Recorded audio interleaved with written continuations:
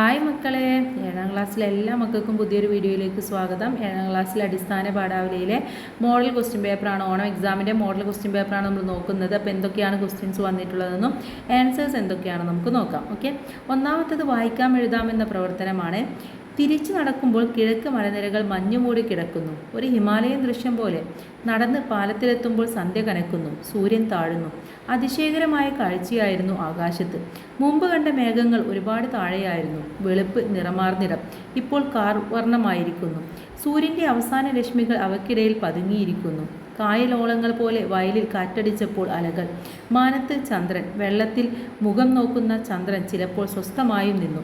വയലിലെ അലകൾക്കിടയിലൂടെ ദൂരെ പച്ച പിടിച്ച ഇടങ്ങൾ, വെളുത്ത പൂവുകൾ. സന്ധ്യാകാശത്ത് ചന്ദ്രൻ തെളിഞ്ഞു വന്നു. വയൽ വെള്ളത്തിന് തിളക്കം. ഇതാണ് നമുക്ക് തന്നിട്ടുള്ളത്. ഇതുമായി ബന്ധപ്പെട്ട ചോദ്യങ്ങൾ താഴെ നോക്കാം. അതിൻ്റെ ഉത്തരം നമുക്ക് അതിൽ നിന്നും കണ്ടെത്തണം. അപ്പോൾ ഒന്നാമത്തേത്, മഞ്ഞു മൂടിക്കിടക്കുന്ന മലനിരകൾ എന്താണ് ഓർമ്മിപ്പിക്കുന്നത്? ഒരു പ്രഭാത ദൃശ്യം, ഒരു ഹിമാലയൻ ദൃശ്യം, ഒരു അതിശയ ദൃശ്യം, ഒരു സന്ധ്യാദൃശ്യം. എന്താണ് മഞ്ഞു മൂടിക്കിടക്കുന്ന മലനിരകൾ എന്ന് പറഞ്ഞാൽ നമുക്ക് ആദ്യം മനസ്സിലേക്ക് വരുന്നത് ഒരു ഹിമാലയൻ തന്നെയാണല്ലോ. അപ്പോൾ ഒരു ഹിമാലയൻ ദൃശ്യമാണത്. ഈ താഴെ കൊടുത്തിരിക്കുന്ന പ്രയോഗങ്ങളിൽ തെറ്റായ ജോഡിയാണ് കണ്ടെത്തേണ്ടത്. സന്ധ്യ കനക്കുന്നു എന്ന് പറഞ്ഞാൽ സൂര്യൻ താഴുന്നു. വെളുപ്പ് നിറം പറഞ്ഞാൽ കാർമേഘവർണ്ണം. വയലിൽ കാറ്റടിച്ചു കായലോളങ്ങൾ പോലെ അലകൾ എന്ന് പറയുന്നത് ശരിയാണ്. വെളുത്ത പൂവുകൾ എന്ന് പറഞ്ഞാൽ സൂര്യൻ്റെ അവസാന രശ്മി അല്ല. അപ്പോൾ അതാണ് തെറ്റായിട്ടുള്ള പദജോഡി. ഇവിടെ ശരിയായിട്ടുള്ള ഉത്തരവും ഓപ്ഷൻ ഡി ആണ്. ഇനി അടുത്തത് സി ചോദ്യം, വെളുപ്പ് നിറമാർ നിറം ഇപ്പോൾ കാർവർണ്ണമായിരിക്കുന്നു. പ്രസ്താവനയോട് യോജിക്കുന്നത് എന്തെന്നാണ് ചോദിക്കുന്നത്. ഓപ്ഷൻ എ എന്ന് പറയുന്നത് നേരം വൈകുന്നു. ഓപ്ഷൻ ബി നേരം സന്ധ്യയോടടുക്കുന്നു. ഓപ്ഷൻ സി നേരം പുലരുന്നു. ഓപ്ഷൻ ഡി നിറം മാറുന്നു. ഏതാണ്? വെളുപ്പ് നിറമാർ നിറം ഇപ്പോൾ കാർവർണ്ണമായിരിക്കുന്നു എന്ന് പറഞ്ഞാൽ നേരം സന്ധ്യയോടടുക്കുന്നു എന്നതാണ്. ഇനി വയൽ വെള്ളത്തിന് തിളക്കമുണ്ടായത് എപ്പോൾ എന്നാണ് അടുത്തതായിട്ട് ചോദിച്ചിട്ടുള്ളത്. സന്ധ്യാകാശത്ത് ചന്ദ്രൻ തെളിഞ്ഞു വന്നപ്പോൾ, സൂര്യ താഴുമ്പോൾ, മേഘം കാർവർണ്ണമായപ്പോൾ, അതുപോലെ തന്നെ മലകൾ മൂടി കിടക്കുമ്പോൾ. എപ്പോഴാണ്? സന്ധ്യാകാശത്ത് ചന്ദ്രൻ തെളിഞ്ഞു വന്നപ്പോഴാണ്. ഓക്കെ, അപ്പോൾ ഓപ്ഷൻ എ ആണ് ശരിയായിട്ടുള്ളത്. അപ്പോൾ ആദ്യത്തെ 4 ചോദ്യവും അതിൻ്റെ ഉത്തരവും കഴിഞ്ഞു.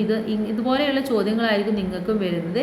അപ്പോൾ എന്ത് ചെയ്യണം? നിങ്ങൾ തന്നിട്ടുള്ളത് എന്താണെങ്കിൽ നന്നായിട്ട് വായിച്ച് മനസ്സിലാക്കിയതിന് ശേഷം ഉത്തരം എഴുതുക. ഓക്കെ, ഇനി അടുത്തത് രണ്ടാമത്തെ ചോദ്യം നോക്കാം. വിവരണമാണ്. ഉത്സവങ്ങൾ പരിചയമില്ലേ? നിങ്ങൾ കണ്ട ഉത്സവത്തെക്കുറിച്ച് വിവരണം തയ്യാറാക്കാനാണ് പറയുന്നത്. അപ്പോൾ നിങ്ങളുടെ നാട്ടിൽ ഒരുപാട് ഉത്സവങ്ങൾ ഉണ്ടാവില്ല. അപ്പോൾ എൻ്റെ നാട്ടിലെ ക്ഷേത്ര ഉത്സവമാണ് ഞാൻ കണ്ടതിൽ വെച്ച് ഏറ്റവും മനോഹരമായത്.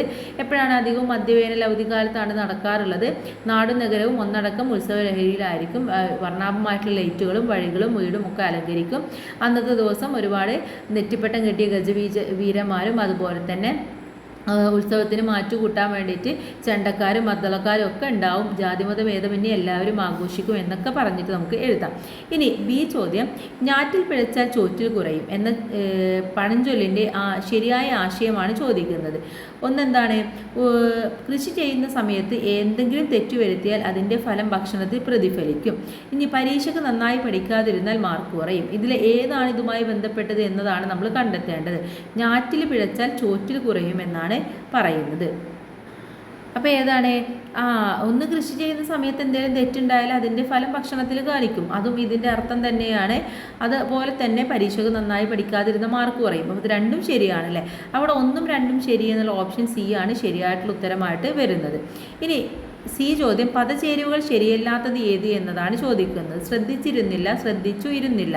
എണ്ണിത്തിട്ടപ്പെടുത്തി, എണ്ണിത്തിട്ടപ്പെടുത്തി. കൃത്യമായിരുന്നില്ല, കൃത്യം ആയിരുന്നില്ല.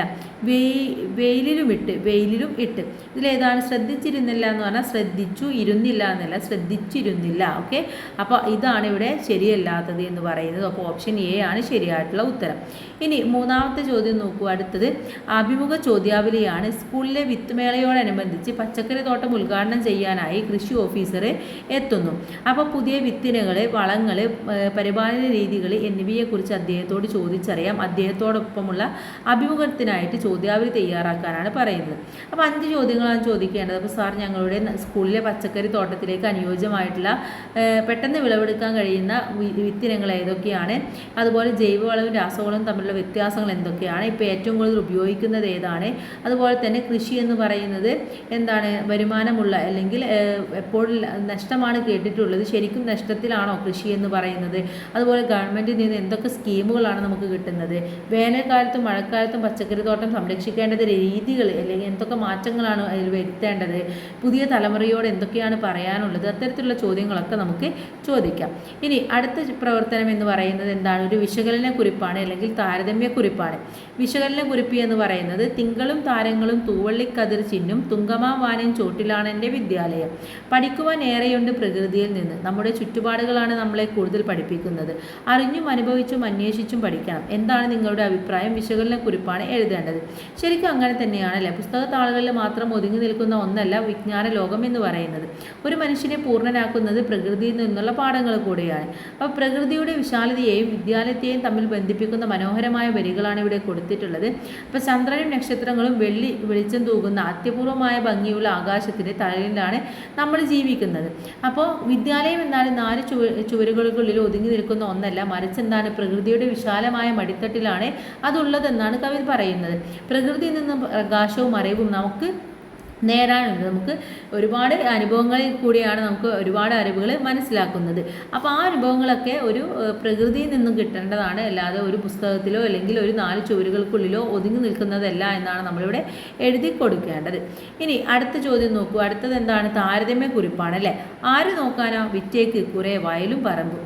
നിങ്ങൾക്ക് വേറെ പണിയില്ലേ? കാശ് കൊടുത്താൽ എല്ലാം കിട്ടും. മകന് ആരെങ്കിലും എവിടെയെങ്കിലും നട്ടു നനച്ചതേ പണം കൊടുത്താലും വാങ്ങാനാവൂ. മോന് അത് ഓർക്കണം. അച്ഛനാണ് പറയുന്നത്. രണ്ടുപേരുടെയും അഭിപ്രായങ്ങൾ താരതമ്യം ചെയ്ത് കുറിപ്പെഴുതുക. ഇവിടെ എന്താണ്? പണം ഉണ്ടെങ്കിൽ എന്തും വാങ്ങാമെന്ന ചിന്താഗതിയാണ് മകനുള്ളത് അല്ലേ. പക്ഷെ മണ്ണിലിറങ്ങി പണിയെടുക്കുന്നതിന് അവൻ പരിഹസിക്കുകയാണ് ചെയ്യുന്നത്. കാശ് കൊടുത്താൽ എല്ലാം കിട്ടുമെന്ന മകൻ്റെ വാക്കുകൾ ഇന്നത്തെ കമ്പോളത്തിൻ്റെ സംസ്കാരത്തിൻ്റെ ഒരു പ്രതിഫലനമാണ് കാണുന്നത്. പക്ഷേ പ്രകൃതിയിൽ എന്താണ്? ശരിക്കും നമ്മൾ ആരെങ്കിലും അധ്വാനിച്ചാൽ നമുക്ക് പൈസ കൊടുത്ത് വാങ്ങിക്കാൻ വേണ്ടി പറ്റുള്ളൂ. അപ്പോൾ അവിടെ എന്താണ്? ആരെങ്കിലും എവിടെയെങ്കിലും വിത്തുപാകി വിയർപ്പൊഴിക്കുക മാത്രമേ പണമുള്ളവന് അത് ആഹാരമായിട്ട് വാങ്ങാൻ വേണ്ടി സാധിക്കുകയുള്ളൂ എന്നാണ് അച്ഛൻ ഓർമ്മപ്പെടുത്തുന്നത്. അപ്പോൾ മകൻ പണത്തിന് പ്രാധാന്യം നൽകുമ്പോൾ അച്ഛൻ എന്താണ്? അധ്വാനത്തിനും ഉൽപ്പാദനത്തിനുമാണ് മുൻഗണനയും പ്രാധാന്യവും കൊടുക്കുന്നത്. പണം കൊണ്ട് മാത്രം വയറ് നിറയുന്നുള്ള തിരിച്ചറിവും ഇവിടെ അച്ഛൻ കൊടുക്കുന്നുണ്ട്. ഇനി അടുത്തത് നോക്കൂ. 5-ാമത്തെ ആസ്വാദന കുറിപ്പാണ് പറയുന്നത്. ഞങ്ങളുടെ മുത്തശ്ശി എന്ന് പറയുന്ന വയലാർ രാമവർമ്മയുടെ ഒരു കവിതയാണ് ഇവിടെ കൊടുത്തിട്ടുള്ളത്. ദൂരെ കായലിൽ മുങ്ങിത്തപ്പി ചേറിൻ പാളികൾ കുത്തിപ്പൊക്കി വയലിൻ ചുറ്റും കോട്ട വളക്കും കരിമലയന്മാർ പോകുമ്പോൾ ആകെ വിളർത്തും തളർന്നും പട്ടിണി പാകി വളർത്താൻ പണി ചെയ്തു. തോളത്തേതോ തൂമ്പയുമായി തൊഴിലാളി കളി വഴി പോകുമ്പോൾ പറയാറുണ്ടാ ത്യാഗത്തിൻ കഥ പതിവായി മുത്തശ്ശി. ഓക്കെ. അപ്പോൾ ഒന്നുകിൽ എന്ത് ചെയ്യണം? ഇതിന് ഒരു ആസ്വാദന കുറിപ്പ് ആണ് നമ്മൾ എഴുതേണ്ടത്. അപ്പോൾ ഈ കവിതയിൽ എന്താണ് പറയുന്നത്? ഇപ്പോൾ മലയാളത്തിൻ്റെ പ്രിയ കവിയാണ് വയലാർ രാമവർമ്മ അല്ലേ. അപ്പോൾ അദ്ദേഹത്തിന് മനോഹരമായിട്ടുള്ള ഒരു കവിത അല്ലെങ്കിൽ വരികളാണ് ഞങ്ങളുടെ മുത്തശ്ശി എന്ന് പറയുന്നത്. ഇവിടെ എന്താണ്? അധ്വാനിക്കുന്ന ജനവിഭാഗത്തിൻ്റെ പ്രതീകമായാണ് കവിയുടെ മുത്തശ്ശിയെ അവതരിപ്പിക്കുന്നത്. ഇവിടെ പറയുന്നുണ്ട്, കരിമലയന്മാർ പോകുന്ന വഴികളിലൂടെ തോളിൽ തൂമ്പയുമായി പോകുന്ന തൊഴിലാളികളെ നോക്കി നിൽക്കുന്ന മുത്തശ്ശിയാണ് കവിതയിൽ ആദ്യം തന്നെ കാണുന്നത് അല്ലേ. അപ്പോൾ ദാരിദ്ര്യവും പട്ടിണിയും അനുഭവിക്കുമ്പോൾ മറ്റുള്ളവർക്കായി വിത്തുപാകി വളർത്താൻ പണിയെടുക്കുന്ന തൊഴിലാളികളുടെ ത്യാഗത്തെയാണ് മുത്തശ്ശി തിരിച്ചറിയുന്നത്. അപ്പോൾ ഒരു ത്യാഗത്തിൻ്റെ കഥയാണെന്ന് നമുക്കിത് പറയാൻ വേണ്ടി പറ്റും. വളരെ ലളിതമായ ഭാഷയിലാണ് എഴുതിയിട്ടുള്ളത്. ആർക്കും വായിച്ചാൽ മനസ്സിലാക്കാനും സാധിക്കുന്ന രീതിയിലാണല്ലോ. അപ്പോൾ അതൊക്കെ നിങ്ങൾക്ക് എഴുതാം. നിങ്ങൾക്ക് ഇഷ്ടപ്പെട്ട വരിയും കൂടെ നിങ്ങൾക്ക് എഴുതി ചേർക്കാം. ഇനി അല്ലെങ്കിൽ ഇത്തിരി മണ്ണിൽ താനെ കിളച്ചു വിയർത്തൊരു വിത്ത് പാകുമ്പോൾ പേർത്തൂമത്തരം നനയ്ക്കുമ്പോൾ പച്ചയാം രക്തം മുറ്റി പടരും ദലച്ചാർത്തിൽ പറ്റിയ പുഴുക്കളെ പിടിച്ചു കളയുമ്പോൾ കടിഞ്ഞിൽ പൂവും കായും കാണുമ്പോഴേ നമ്മൾക്കു കരളിൻ തുടയ്ക്കുന്നിരി അഭിമാനം എന്ന് പറയുന്ന കയ്പ് വെല്ലരി വൈലോപ്പിള്ളിയുടെ കവിതയാണ് പറഞ്ഞിട്ടുള്ളത്. അപ്പോൾ ഇതിൽ ഒരു ഭാഗത്തിനും ആസ്വാദനം എഴുതണം. അപ്പോൾ ഏതെങ്കിലും ഒന്ന് ഓപ്ഷനാണുള്ളത്. നിങ്ങൾക്ക് വായിച്ച് മനസ്സിലായിട്ട് ഏറ്റവും ഇഷ്ടപ്പെട്ടത് അല്ലെങ്കിൽ കൂടുതൽ എഴുതാൻ പറ്റുന്നത് ഏതാണോ അതാണ് നിങ്ങൾ തിരഞ്ഞെടുക്കേണ്ടത് കേട്ടോ. അപ്പോൾ ഇവിടെ എന്താണ്? വൈലോപ്പിള്ളി ശ്രീധരമേനോൻ്റെ കയ്പല്ലരി എന്ന കവിതയിൽ ഏറെ അർത്ഥമുള്ള വരികളാണ് നൽകിയിട്ടുള്ളത് അല്ലേ. മനുഷ്യൻ്റെ വിയർപ്പും മണ്ണും തമ്മിലുള്ള ബന്ധമാണ് ഇവിടെ കാണിക്കുന്നത്. കാർഷിക സംസ്കാരത്തിൻ്റെ പച്ചപ്പും വിയർപ്പും ഈ വരികളിൽ തെളിഞ്ഞു കാണാൻ പറ്റുന്നുണ്ട്. ഇത്തിരി മണ്ണിൽ കിളച്ചു മറിച്ച് വിത്ത് പാകുമ്പോൾ അതിനെന്താണ്? നനവേകുമ്പോൾ മനസ്സിൽ ലഭിക്കുന്ന സന്തോഷമാണ് കവി വർണ്ണിക്കുന്നത്. കളകൾ പറിച്ചു കളയുമ്പോഴും കൃഷിയിടത്തിൽ പണിയെടുക്കുമ്പോഴും ഉണ്ടാകുന്ന ശാരീരിക ബുദ്ധിമുട്ടുകൾ കാർഷിക സമൃദ്ധിയുടെയും കൊയ്ത്തിൻ്റെയും കാഴ്ചകളിൽ ഇല്ലാതാവുന്നുണ്ട്. പച്ചയായ പ്രകൃതിയുടെ അധ്വാനവും ചുവപ്പും ചേരുമ്പോൾ അവിടെ എന്താണ്? പുതിയൊരു ജീവൻ തുടിക്കുകയാണെന്നൊക്കെയാണ് അദ്ദേഹം പറയുന്നത്. ഓക്കെ. ഇനി 6-ാമത്തെ ചോദ്യം എന്ന് പറയുന്നത് കുറിപ്പാണ്. കൃഷിയും കാർഷിക പാരമ്പര്യവും മനുഷ്യ സംസ്കാരത്തിൻ്റെ നാഴികക്കല്ലുകളാണ്.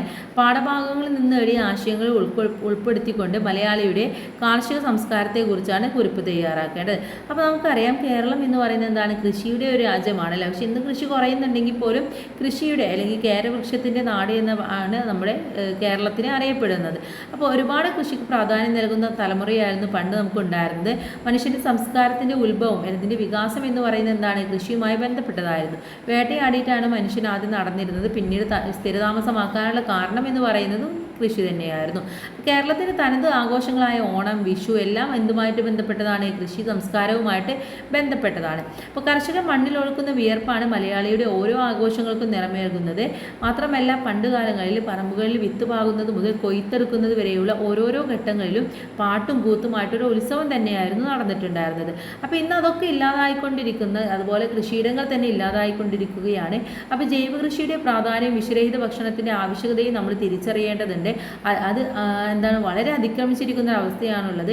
പ്രകൃതിയെ അറിഞ്ഞ് മണ്ണിലേക്ക് ഇറങ്ങാൻ പുതിയ തലമുറ എന്ത് ചെയ്യണം, തയ്യാറാകണം. കാർഷിക പാരമ്പര്യത്തെ വീണ്ടെടുക്കുന്നതിലൂടെ മാത്രമേ മലയാളിക്ക് സ്വന്തം സംസ്കാരത്തിൻ്റെ വേരുകളിലേക്ക് തിരിച്ചു നടക്കാൻ സാധിക്കുകയും ഉള്ളൂ. അപ്പോൾ അതൊക്കെയാണ് നിങ്ങളിവിടെ എഴുതേണ്ടത്. അതിൻ്റെ പ്രാധാന്യം എത്രത്തോളം ഉണ്ടെന്നും നിങ്ങളിവിടെ എഴുതി ചേർക്കുക. അപ്പോൾ ഇത്രയുമാണ് ഈ ഒരു ക്വസ്റ്റ്യൻ പേപ്പർ എന്ന് പറയുന്നത്. എല്ലാവരും നന്നായിട്ട് പഠിക്കുക, എല്ലാവരും നന്നായിട്ട് എക്സാം എഴുതുക. All the best. Thank you.